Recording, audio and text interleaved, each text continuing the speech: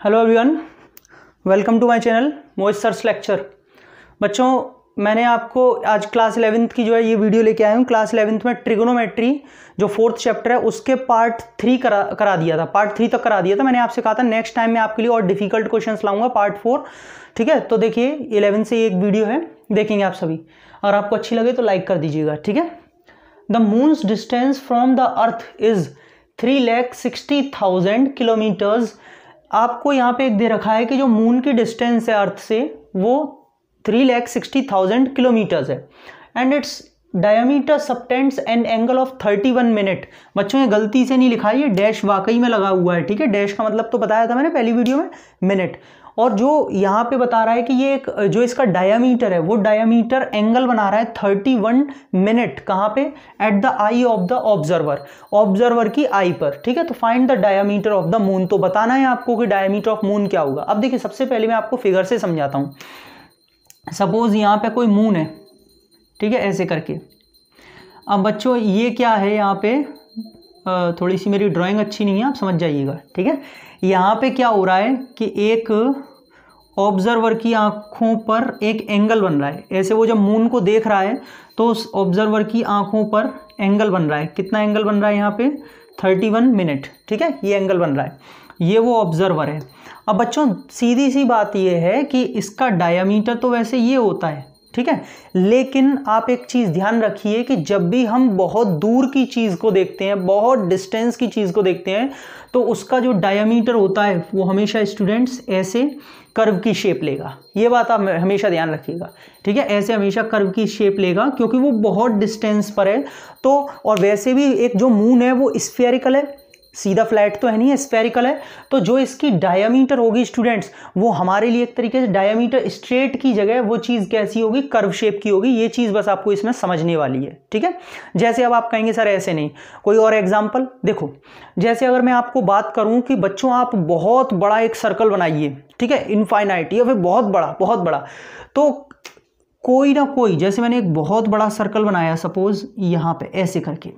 चलो मैं आपको दूसरे एग्जाम्पल से समझाता हूँ। जैसे मैंने एक बहुत बड़ा सर्कल बनाया।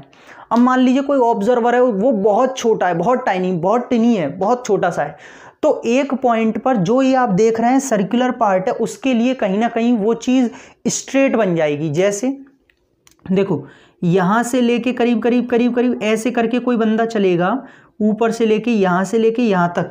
ठीक है, तो ये आप देख रहे हैं हल्की सी स्ट्रेट आ रही है, स्ट्रेट लाइन, जबकि ये स्ट्रेट है नहीं है, कर्व है, लेकिन ये स्ट्रेट आ रही है। अब आप कहेंगे सर ये तो बनाई नहीं है। जब आप बहुत बड़ा रेडियस का एक सर्कल बनाएंगे तो आप देखेंगे बहुत दूर दूर तक, भले वो सर्कल होगा लेकिन वो स्ट्रेट लाइन चलती रहेगी। ये प्रैक्टिकल है बिल्कुल।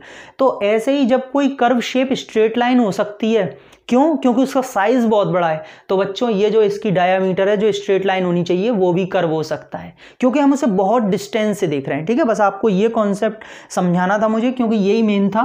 बच्चे इसी में थोड़ा सा कंफ्यूज रहते हैं कि सर ये कर्व शेप क्यों? बेटा ड्यू टू डिस्टेंस, बहुत ज़्यादा डिस्टेंस की वजह से इसमें हमेशा इसकी डायमीटर कर्व शेप की ली जाएगी, और वैसे भी स्फेरिकल होता है मून। ठीक है, तो अब हमें ये निकालना है कि find the diameter of moon. हमें ये डायमीटर निकालना है जो कि एक कर्व का काम कर रहा है। कर्व से मेरा मतलब है यहाँ आर्क का काम कर रहा है। आप बार बार सोच रहे होंगे सर कर्व क्या है? कर्व मतलब मैं आर्क की बात कर रहा हूँ। ठीक है, अब मैंने आपको कॉन्सेप्ट में क्या बताया था? जब रेडियन के बारे में बताया था, रेडियन एंगल बताया था, जब क्या बताया था? ये तो आर्क होता है जिसे हम लेंथ बोलते हैं, ये रेडियस, और ये इसके सेंटर पर theta.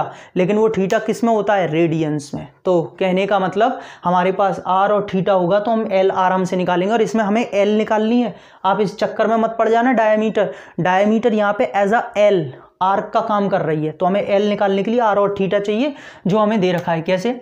The moons distance from the earth is this. बच्चों ये यहाँ से लेके यहाँ तक की डिस्टेंस दी है 360,000, और बच्चों ये किसका काम कर रही है? रेडियस का।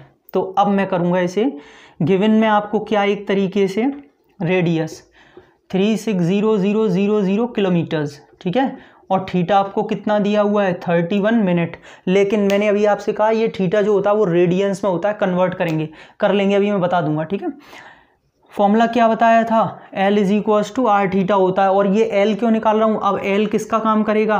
डायमीटर। लो D से डिनोट कर देता हूँ अब। ठीक है, R की जगह 360,000, थीटा की जगह 31। लेकिन बच्चों मिनट में, मिनट को पहले किस में कन्वर्ट करेंगे, डिग्री में, डिवाइड बाय 60, सब बता रखा है। मेजरमेंट आप पहले पार्ट 1 पार्ट 2 देखिए, ठीक है।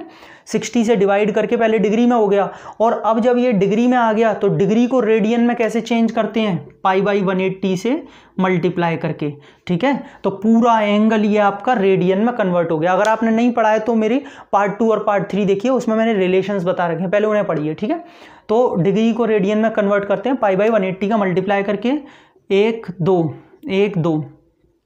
18 से 200, और भैया 2 से 3, 2 से 100। तो बच्चों जो डायामीटर है मून का वो यहाँ पे आ रहा है 3100 पाई अपॉन 3। तो ये पाई क्यों रखना, पाई की भी वैल्यू रखेंगे क्योंकि हमें तो एग्जैक्ट आंसर निकालना है, ठीक है। 22 इंटू 31 ऊपर करके देखना पड़ेगा, मैं थोड़ा सा रफली आपको निकाल के देता हूँ, किसी को भी किसी भी तरीके की दिक्कत नहीं होनी चाहिए, ठीक है। 682, ये तो 22 का मैंने किस में किया है, 31 में, और नीचे यहाँ पे आ जाएगा 68200 अपॉन 21, यानी कि इसको मैं आपका 21 से डिवाइड करके पूरा आंसर निकाल के दूंगा, चिंता ना करें।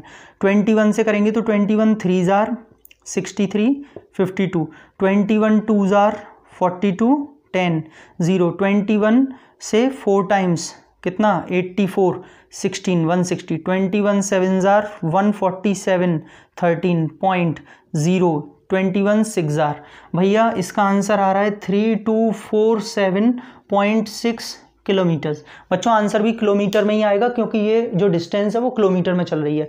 तो स्टूडेंट्स जो मून की डिस्टेंस डायामीटर जो निकल के आ रही है, जो ये डायामीटर जो ये कर्व की शेप में, आर्क की शेप में 3247.6 किलोमीटर्स आ रही है, ठीक है। इतनी बात समझ में आ गई। तो ये पहला क्वेश्चन खत्म।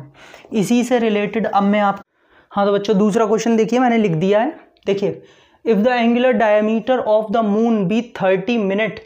देखिए आपको यहाँ पे एक क्वेश्चन और दिया है, आपसे कह रहा है कि एक मून है, मैंने फिगर फिर से वही बना रहने दिया, उसका एंगुलर डायमीटर आपको जो दिया हुआ है वो 30 मिनट है, यानी कि ऑब्जर्वर जब उसके यहाँ एंगुलर डायमीटर को देख रहा है तो उसका एंगल जो बन रहा है, एंगल ऑफ एलिवेशन, वो 30 मिनट बन रहा है।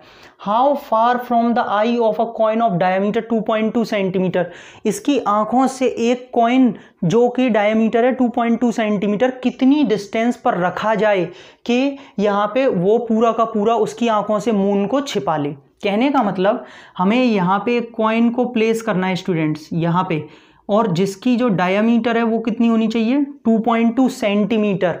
तो हम इस कॉइन को कितनी डिस्टेंस पर रखें, यानी कि हमें ये निकालनी है, और ये आर की फॉर्म में होगी, रेडियस के तौर पे मानी जाएगी, आप खुद देख लीजिएगा, अभी मैं समझा दूंगा, ठीक है। हम इसे कितनी डिस्टेंस पर रखें कि इसकी आंखों से जब ये मून देखा जाए तो जो है मून पूरा का पूरा छुप जाए, ठीक, ये बताना है आपको।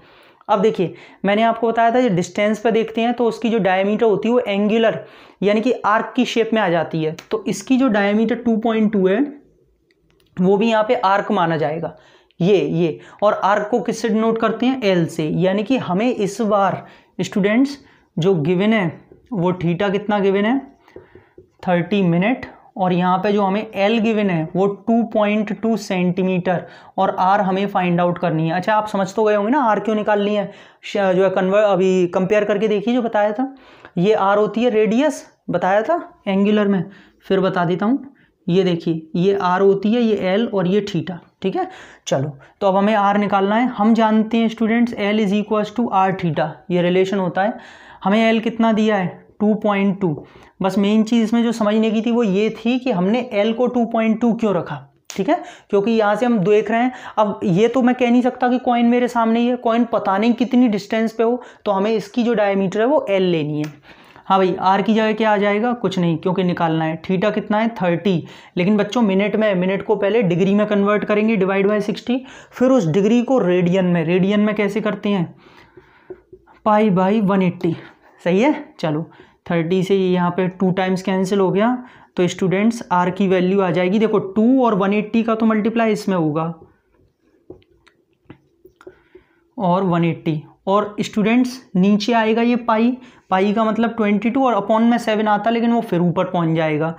ये हटाया, ये लगाया, यहाँ से ये कन्वर्ट 22 से पूरा और ये r की वैल्यू 2 × 7 14, 14 × 18, 8 4 32, 8 1 8 11, 1 4 1 और ये 252। स्टूडेंट्स ये आ रहा है 252 सेंटीमीटर। कहने का मेरा मतलब है कि यहाँ पे आपको उस कॉइन को जो है उसकी आंखों से 252 सेंटीमीटर पर रखना पड़ेगा, जब जाके वो पूरे मून को छुपाएगा। अब आप देखो 252 सेंटीमीटर कितना ज़्यादा होता है, सामने तो नहीं है, 252 काफ़ी दूर पर रखा जाएगा, इसीलिए इसकी जो डायमीटर है वो एल की शेप में या आर्क की शेप में मानी जाएगी। ठीक है, तो स्टूडेंट्स ये पार्ट 4 था, इसमें मुझे 2 क्वेश्चन ही कराने थे क्योंकि यही 2 क्वेश्चन मून वाले दिए हुए हैं। अगर आपको वीडियो अच्छी लगी हो तो प्लीज़ लाइक कर दीजिएगा, और मैं इस पार्ट की आगे की वीडियोज़ और भी लेके आऊँगा। अभी मिनट वाले, घड़ी वाले क्वेश्चंस रह गए, ठीक है, वो भी मैं आपके लिए लेके आऊँगा। शेयर करते रहिए। Thank you so much.